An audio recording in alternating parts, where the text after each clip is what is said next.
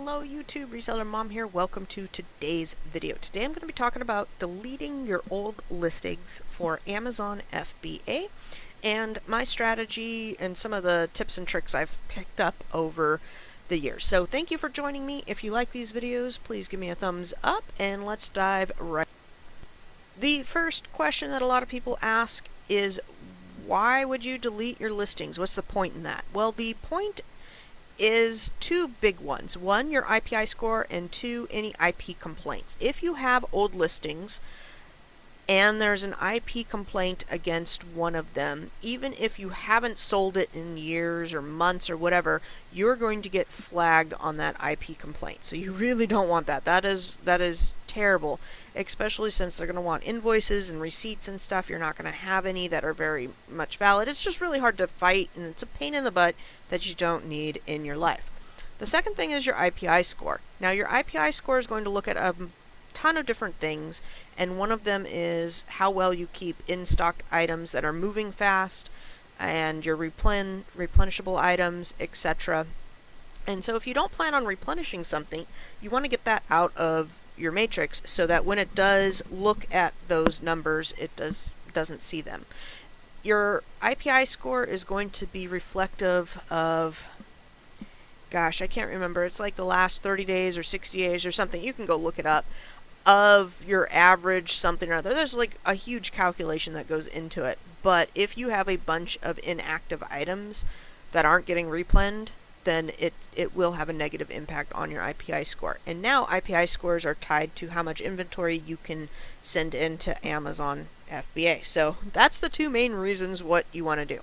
Now, to get to this page on the dashboard, you're going to click Inventory and you're going to click Inactive. And right now I'm just dealing with FBA stuff, so I have Amazon inactive.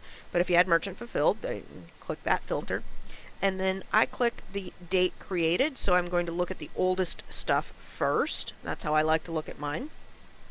If your board does not look like mine, you're going to click your preferences up here and you can add and delete, different columns. I think I went in and added the sales rank column because if I have really old things that aren't moving, I want to see what the sales rank is. Sometimes I sort by that to see what's not moving and make changes and stuff. But anyhow, my point is if my columns don't look like yours, it's because up here in the preferences I have a few things checked or not checked that are different. So from this, what I'm showing you here is just some things from retail arbitrage finds that I'm going to go ahead and delete out. So I don't care if you know about them. They're already deleted out of the system. I'm no longer selling them. They're done, gone, and I'm out. If you delete things too fast and let's say they are returned, we'll take this bra for example. I submitted it on the 5th. It sold on the 28th. And there still could be a time period where this bra gets returned. And you say, oh, I don't want to return it that fast. This is where coming up with your own parameters of what you want to delete is, up to you totally. Some people will delete things after 60 days, after it's, 60 days from this 128 number date, or 30 days. If you delete it and they do return it, it winds up in your stranded inventory. And all you do is you go create a listing for it again. That's it. So, it's a little bit of work up here to do that, but it really isn't too time consuming, so don't worry about deleting things on accident and then having a return and having to do that.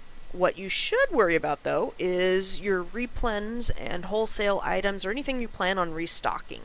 So let's say I was, had several of these bras and I was restocking them or whatnot, but my company that I'm purchasing them from runs out of stock. So I'm not going to be replenishing it for a while. Who knows? It could be a week, could be 2 months.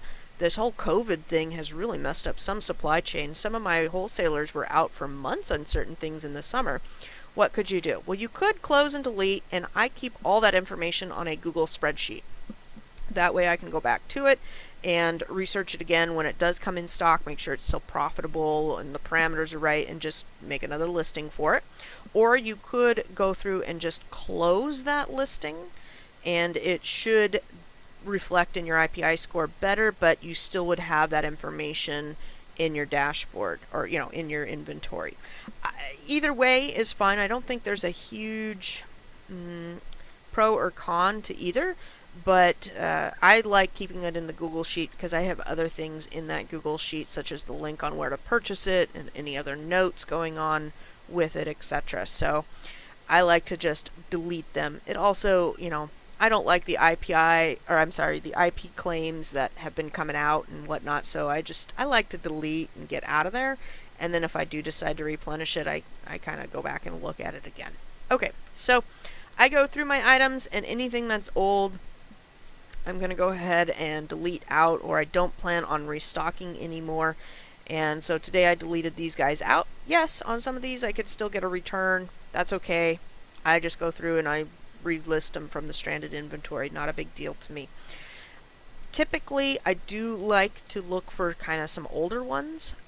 So these are, like this was 10/28. Let's say that sold in November and now it's January.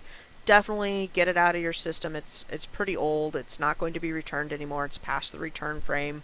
Ooh, although, sorry, Amazon extended their return time till what, the 31st for Q4 stuff. So I think we got a couple more days and that they could possibly return it. But anyhow, you get what I'm saying. Look at the date you created it and the date that it sold, and go through and delete anything that you feel is old. If you want to define old as a week past the status change, or 2 weeks past, or 2 months past, that's up to you. And you also got to take into account how your IPI score is doing. If you're over 500, great. That's amazing. If you're struggling and you're under 500, you may want to be a little bit more, get a little more deleting going on in here to help out, and also focus on getting more replenishment items into Amazon to help your score out. So I hope you guys enjoyed this video. That's about all I got to say here. Oh, I was going to say my SKU number is customized off of Inventory Lab. If you're seeing that and you're wondering how I do that, that is an Inventory Lab option. You can do it if you're listing through Amazon as well. It's a little not... Inventory Lab makes it really easy. I believe you have to type all this out if you want it to be a custom SKU in Amazon. Inventory Lab just takes the name of the place you bought it from and the price and then a number and puts it together for you. But I like having this here because then I can look at the fees, what it sold for, what I paid for it, and kind of make sure that my repricer is on par with the money I want to make and how fast it's flipping. I also like to look at the dates. This I bought in October and it took till January to sell, so it's a little on the higher side that I like. This one less than a month, this one less than 2 months to sell, less than a month, less than a month. So when people ask me how fast my clothes flip, most of them are less than a month. They kind of hit the inventory and they go right out. But yeah, there you go.